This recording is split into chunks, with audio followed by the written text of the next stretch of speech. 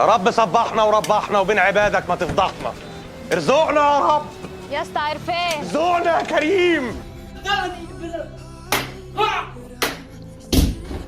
هؤلاء عيال الحرام ولا خلونا حالنا.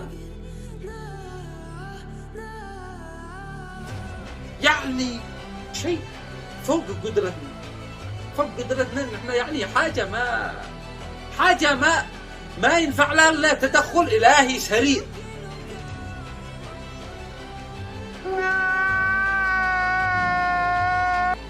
فهمني ان الشيء ده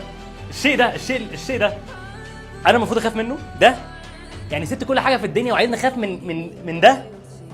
انت ما بتفهمش على فكره. اوه ماي جاد، واو.